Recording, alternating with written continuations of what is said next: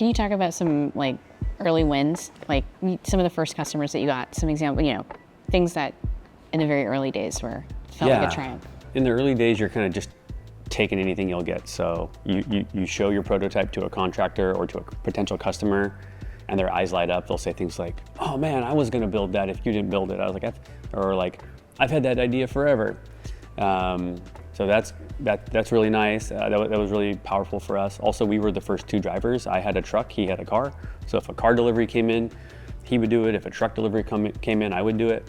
And as you're doing the deliveries, you're actually you're seeing the need real time. You're like, oh man, I delivered to that guy and he kept working and it just worked.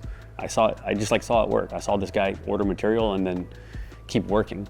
And you're like, this is needed. This is really needed. You just saw it for your own eyes.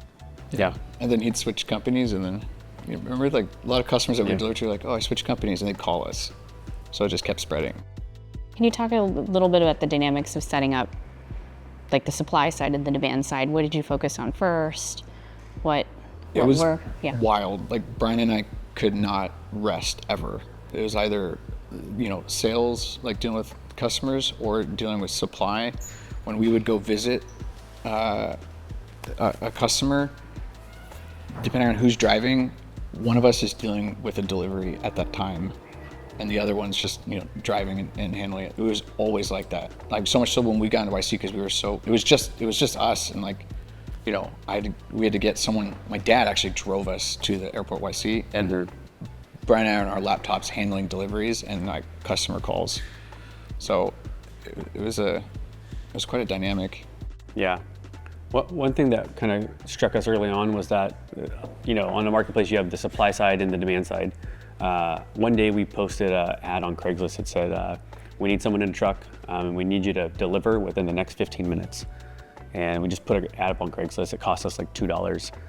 And we put one of our personal numbers on the ad, and our phone just started blowing up. Hey, I can do it. Probably 50 text messages from 50 unique people within our area that were willing to go do this delivery that we just posted about. Literally drop everything they were doing to go do it. So what we realized was that no matter where we go, the supply is going to be there. So that's kind of how we do it to this day. We go talk to the demand side, like our customers, where do you need help? And they'll tell us, and then we'll go build supply. We literally do that same exact thing to this day to grow our business. Yep. So when you were setting up, okay, you gave me an example, like you went to contractors first and then you realized they only used you occasionally, but you needed to go to distributors. What other things did you run into where your assumptions were, off initially? Man.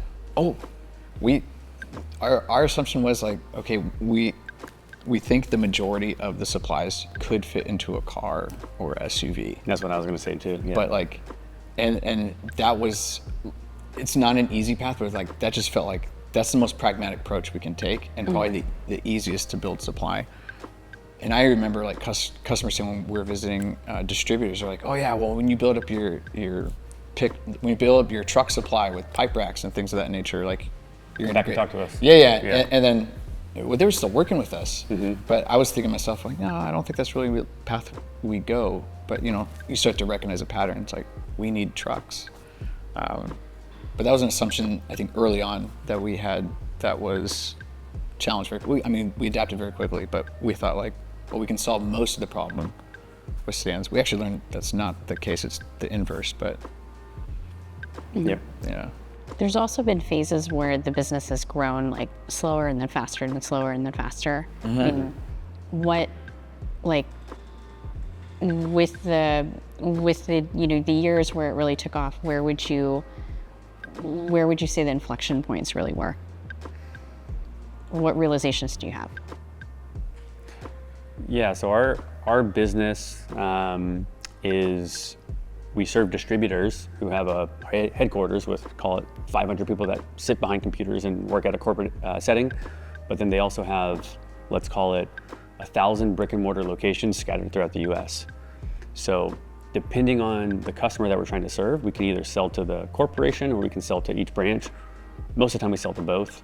Certain inflection points have been when someone in the corporate office has said, I want to use Curry at my entire organization, and they kind of push it. Other times we have to do more like local blocking and tackling at the branches, at the brick and mortar locations, and grow a little bit more slowly but very steadily in a logo. So that has helped. I think also COVID was a nice inflection point for us as well. For the first 2 weeks or 3 weeks, it was actually a big decline when everyone kind of got super scared.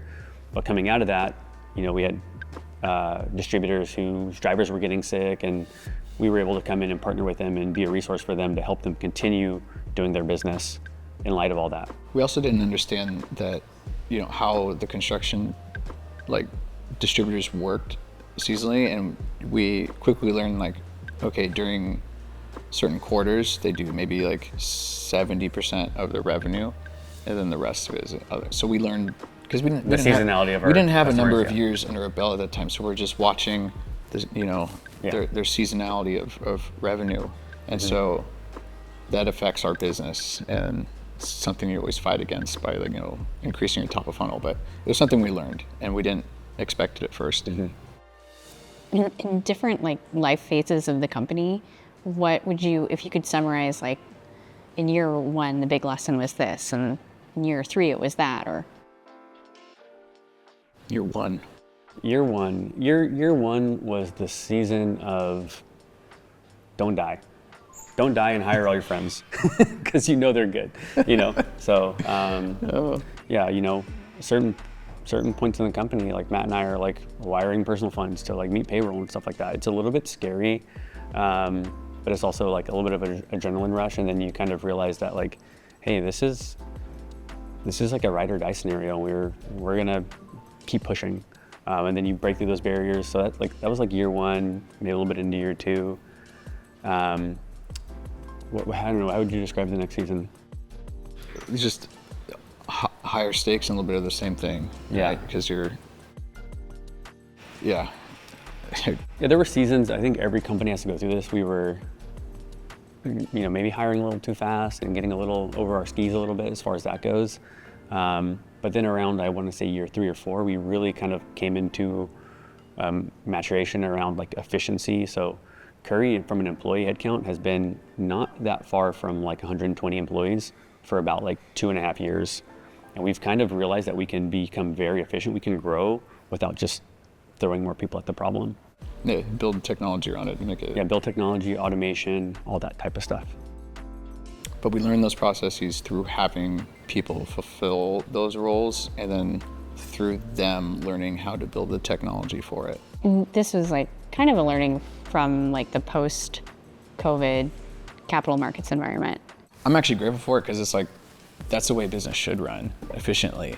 You should be able to grow very fast and still be very efficient. And so I think that's... Yeah.